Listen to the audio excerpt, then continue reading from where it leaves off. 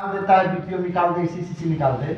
जीविका का जो मैनुअल है, जीविका का जो नियम कानून है, वो साफ कहता है कि किसी भी कैडर को रखने और हटाने का अधिकार सिर्फ सीबीओज को है, यानी वी और सीएलएफ को। इसमें स्टाफ कुछ नहीं कर सकता। क्या कभी कोई स्टाफ चिट्ठी देता है कि भाई आपको बाहर कर देते हैं? नहीं। तो सीबीओज के कंधा पे रख के बंदूक चलाता है।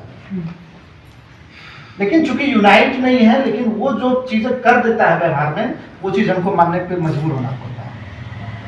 तो सबसे पहले चीजें हैं कि जो स्थानीय स्तर पर उस चीज को भी हम लोग समझेंगे, लेकिन पहले ऊपर कि हमको सबसे पहले जानने की जरूरत है कि बिहार में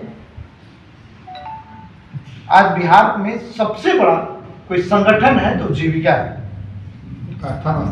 1,30,00,000 जीविका से दीदियां जुड़ी हुई है, और उसमें 1,30,00,000 कैडर भी। इतना बड़ा संख्या ना तो आशा का है, ममता का, आंगनवाड़ी सेविका, सहायिका, कोला सेवक, विकास मित्र का लीजिएगा, तो किसी की इतनी बड़ी संख्या नहीं है। बिहार सरकार को, मतलब सरकार को बनाने और बिगाड़ने का औकात रखता है जीविका कैडर, जीविका दीदी। लेकिन जो हम सरकार बनाते हैं, नीतीश बाबू जिसके भरोसे सरकार बना लेते हैं, मुख्यमंत्री बन जाते हैं, आज वो 2,000-4,000 रुपए के लिए भीख मांगना पड़ रहा है उसको। हमारे पास ताकत रहते हुए भी हम अपनी ताकत से अनजान। वो हम लोग नहीं सुने कि बजरंगबली थे, उसको तो अपना शक्ति याद नहीं रहता था। वही चीजें जीविका के कैडरों के साथ है, जीविका की दीदियों के साथ है। तो ये चीज पहले हमको सबसे पहले अपनी ताकत को समझना पड़ेगा, और ताकत के साथ साथ जो बोले ना कि सबसे बड़ा हथियार है ज्ञान। ज्ञान की कमी हम लोगों के पास है, जानकारी के अभाव के कारण हमारा शोषण हो रहा है, या हमारे साथ जो चीजें हो रही है वो जानकारी नहीं रहने के कारण। आज कोई एसीसीसी डरा देता और हम डर जाते हैं, बड़ा विडंबना है। जीविका के अगर कॉन्सेप्ट को समझिएगा तो जीविका कहते हैं ना, देखिएगा हर जगह पे लिखा रहेगा कि गरीबी उन्मूलन की परियोजना है जी। तो गरीब कौन है? जीविका में जो दीदियां जुड़ी, ये जो कैडर जुड़ा हुआ है जी, ठीक है। अब जब वो लोग जुड़ा हुआ है तब चीजों को समझिए। जीविका में जो फंड आता है वो वर्ल्ड बैंक दे, एनआरएलएम दे, या फिर स्टेट गवर्नमेंट दे, या कोई अन्य ऑर्गेनाइजेशन सोसाइटी जो भी होता है। अगर वो दे रहा है, पैसा किसको दे रहा है? बिहार के ग्रामीण गरीब महिलाओं के लिए पैसा दे रहा है। पैसा हमारे नाम से है। पैसे का मालिक कौन हुआ? तो हम हैं।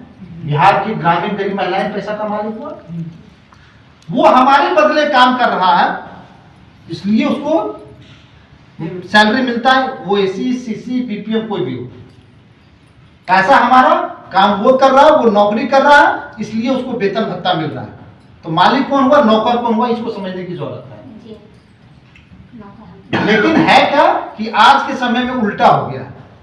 मालिक बिहार का, इस पैसे का मालिक 1,30,00,000 दीदियां हैं, जिसके लिए फंड का अलॉटमेंट है, और वो नौकर है, हमारे लिए काम करता है, इसलिए उसको वेतन मिलता है।